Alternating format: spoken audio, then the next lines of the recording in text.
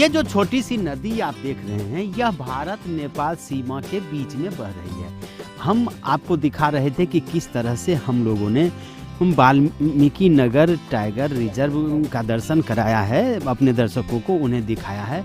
और उसके बाद हम दिखाना चाहते हैं कि नेपाल का जो चितवन है उसको हम दिखाना चाहते हैं। देखिए, भारतीय सीमा पर सीमा सुरक्षा बल का कैंप है और उस कैंप के बाद ये नदी बह रही है और इस नदी के इस पार, यानी कि जहाँ पे अभी हम खड़े हैं, ये नेपाल का इलाका है। और दिखाना चाहते हैं कि यहाँ पे नेपाल सरकार ने अपना बोर्ड भी लगा रखा है, सीमा क्षेत्र में सुखाड़ सहयोग लागी, मतलब शुल्क भलावने फ़ोन नंबर। यानी कि ये अब हम भारत नेपाल सीमा को पार करके नेपाल के क्षेत्र में हम पहुंच चुके हैं। और यहाँ से भी ही चितवन जो जंगल है वो शुरू होता है, यानी कि वाल्मीकि नगर और चितवन दोनों को मिला करके ये करीब 900 वर्ग फीट से भी काफ़ी ज़्यादा बड़ा है। और निश्चित रूप से दर्शकों के लिए, पर्यटकों के लिए ये काफ़ी महत्वपूर्ण है। चूँकि आप अगर इस वाल्मीकि नगर टाइगर रिजर्व में आते हैं तो आप नेपाल के जंगलों का भी दर्शन कर सकते हैं। और जो कहा जाता है कि इस वाल्मीकि नगर का नाम वाल्मीकि आश्रम को लेकर के हुआ, जो चितवन नेपाल में पाया जाता है। और इस आश्रम के बारे में है कि जब वाल्मीकि रामायण की रचना की थी तो वाल्मीकि जी ने इसी आश्रम में की थी। और ख़ास करके लव कुश का जो प्रकरण आता है उस प्रकरण में इस वन की चर्चा कही जाती है कि वाल्मीकि जी के आश्रम में ही लव कुश पले थे, बढ़े थे और सीता जी यहाँ पे वनवास भोग रही थी। तो हम आपको दिखा रहे हैं कि ये वाल्मीकि आश्रम कहा जाता है कि ये चितवन नेपाल का वाल्मीकि आश्रम का इलाका है। और इस इलाके में जो है नेपाल सरकार ने बोर्ड लगा रखा है। हम दिखा रहे हैं आपको कि यहाँ से आगे जाने के लिए फिर हमें नेपाल सरकार की, नेपाल पुलिस बल की परमिशन की ज़रूरत पड़ेगी। इसलिए हम सिर्फ ये दिखा रहे हैं कि ये चितवन का जो इलाका है ये नेपाल में है। और देख रहे हैं कि साफ तौर पर ये जो द्वार बनाए गए हैं ये बता रहा है कि आपका नेपाल में हार्दिक स्वागत गर्दछौम, यानी कि नेपाल में आपका हार्दिक स्वागत है। तो जो भी पर्यटक यहाँ आएँ वाल्मीकि नगर टाइगर रिजर्व देखने के लिए, तो उनके लिए ये एक साथ दो लाभ हैं कि वाल्मीकि टाइगर रिजर्व देखने के बाद वो नेपाल का चितवन भी देख सकें, उसके क्षेत्र को देख सकें, और यानी यहाँ का भी नज़ारा वो देख सकें। तो निश्चित रूप से एक बार आप वाल्मीकि नगर टाइगर रिजर्व आइए और आप यहाँ का नज़ारा देखने के साथ साथ ही चितवन का भी नज़ारा ज़रूर लीजिए।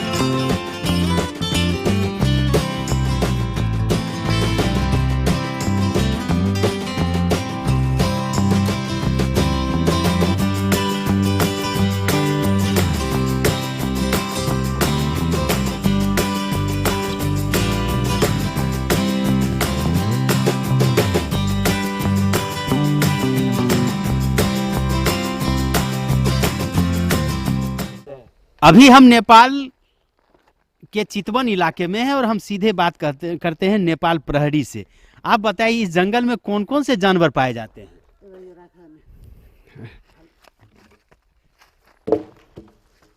जंगल में मृग अनि हरिण, भालु, चितुवा अनि पन्छीमा मयूर, डाँफे आदि पाइन्छ बाघ भी मिलता है यहाँ क्या? बाघ मिल्छ तब कभी आप लोगों ने बाघ को देखा है? देखा है देखा है? हाँ। कब देखा है? देखा है देखा है। हाँ। तो उससे डर नहीं लगता है क्या आपको? नहीं अब तो बानी पऱ्यो हाँ हाँ हाँ। तो भालुको चाहिँ डर हैं? भालुको चाहिँ डर हुन्छ हाँ हाँ। हाँ। तो बाघ मतलब कब कब यहाँ दिखाई पड़ता है? देखा पर्छ दिखाई पड़ता है? हाँ। कब कब? यता ये साइड है हाँ। ये साइड है हाँ। ओ, क्या नाम हुआ आपका? रेशम है हाँ, तो यहाँ कितनी दूर पर है ये जंगल? अब ये दूर है दूर है? राष्ट्रिय निकुञ्ज है हैं? निकुञ्ज है हाँ, मतलब दूर है। दूर है तो और सब जंगली जानवरों से आपकी मुलाकात होती है? मतलब देखते हैं आप उनको? देखते देखते हैं। देख तो कह सकते हैं कि ये नेपाल प्रहरी हैं और इनका मानना है, चूंकि ये यहाँ पर रहते हैं तो इनका मानना है कि यहाँ इस चितवन में काफ़ी जंगली जानवर निवास करते हैं और बाघ को भी इन लोगों ने नज़दीक से देखा है। तो निश्चित रूप से कह सकते हैं कि ये काफ़ी महत्वपूर्ण है। हाँ, अगर आपको किसी जंगली जानवरों को देखना है तो आपको थोड़ा सा इंतजार करना पड़ेगा। कैमरामैन विजय के साथ अशोक मिश्र, कशिश न्यूज, चितवन, नेपाल।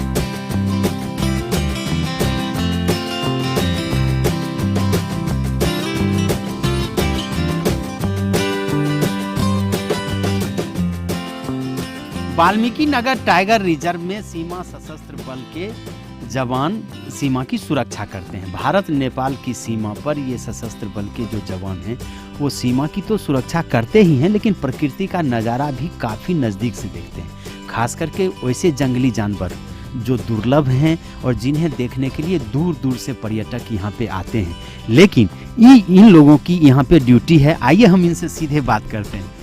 आपकी यहाँ पे ड्यूटी है तो क्या देखते हैं आप यहाँ का नज़ारा?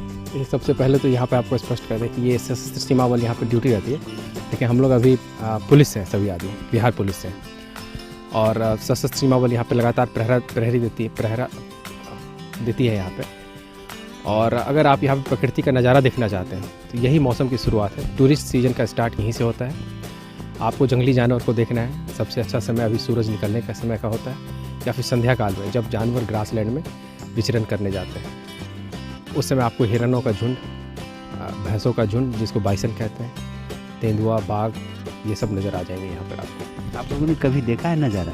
जी, हम लोगों ने यहाँ पे भैंसा देखा है, हिरणों का, स्पॉटेड डियर का काफ़ी बड़ा झुंड देखा है यहाँ पे, मोर दिख जाता है आपको यहाँ पे, साथ ही साथ तेंदुआ दिखा है हमें यहाँ पे, और बाघ के पैरों के निशान मिले हैं, लेकिन बाघ से अभी तक दर्शन नहीं हुआ है।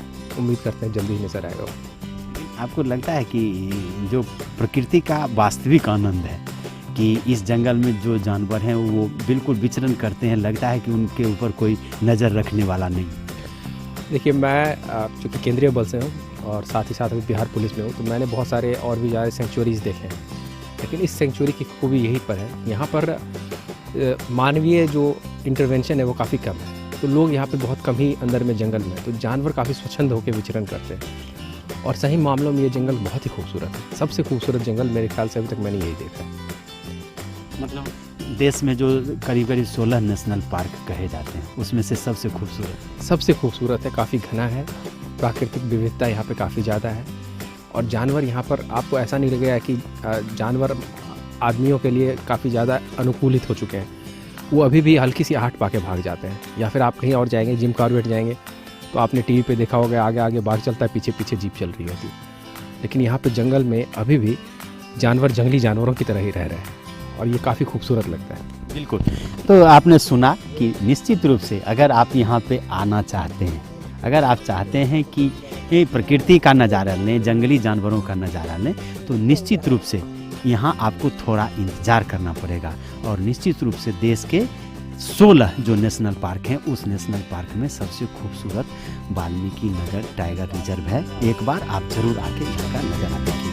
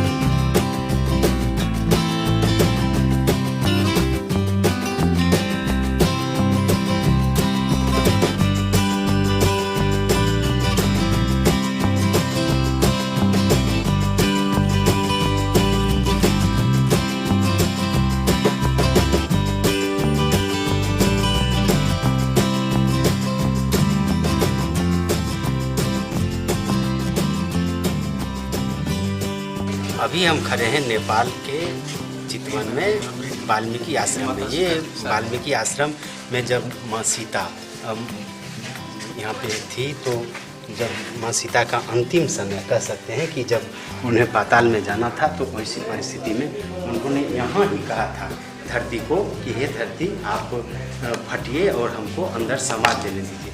तो हम दिखा रहे हैं आपको कि ये जगत जननी माँ सीता की मूर्ति है और यही वो पाताल प्रवेश स्थल है जहाँ धरती के अंदर फिर माँ जानकी समा गई थी। और ये वाल्मीकि का आश्रम ये अभी तक यूँ कह सकते हैं कि हिंदू धर्मावलंबियों के लिए एक तीर्थ स्थल के रूप में है। और निश्चित रूप से जिस तरह से यहाँ प्रकृति ने अपने हाथों से इसे सजाया है, संवारा है, वैसी परिस्थिति में जो कोई भी दर्शक या पर्यटक वाल्मीकि नगर टाइगर रिजर्व आते हैं तो एक बार वाल्मीकि आश्रम का जरूर दर्शन करते हैं और माँ सीता ने जहाँ समाधि ली थी उस स्थल का भी दर्शन करते हैं।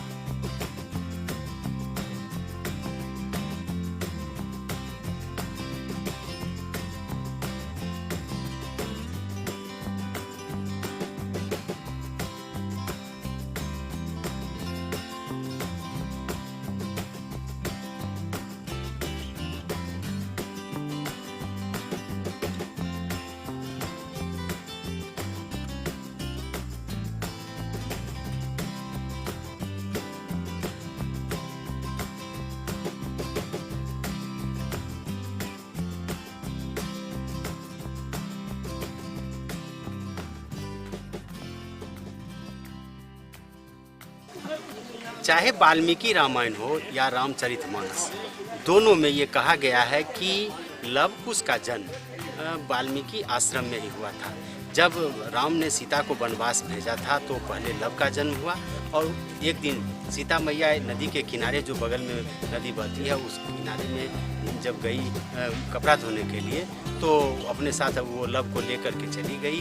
और जैसा कि बदंती है कि वाल्मीकि ने देखा कि लव वहाँ पे नहीं है, तो उन्होंने एक कुश से लड़के को जन्म दिया जो कुश कहलाया। जब माँ सीता आई तो वाल्मीकि जी ने देखा कि सीता मैया के पास तो पहले से ही लव है। कहा जाता है कि यही लव कुश का जन्म स्थल। हालांकि सच्चाई क्या है ये तो जो इतिहास वेत्ता हैं वो बताएंगे, लेकिन वाल्मीकि आश्रम में लव कुश का जन्म स्थल हो, या फिर जहाँ पे लव कुश ने रामचंद्र का घोड़ा रोका था, अश्वमेध यज्ञ जो रामचंद्र जी जो करने वाले थे, और उनके घोड़े को जिस तरह से रोका गया था, वो स्थल भी यहाँ पर दर्शाया गया है। और ये बताया गया है कि यहीं पर लव कुश ने उस घोड़े को रोका था और वहाँ बांधा था। उसके बाद अपने पिता के साथ ही लव कुश को युद्ध करना पड़ा था, और उसी परिस्थिति में राम जब आए थे तो उन्होंने लव कुश से पहले आग्रह किया कि आप हमारे घोड़े को छोड़ दो, लेकिन वो लव कुश ने कहा कि युद्ध के बगैर कोई उपाय नहीं है।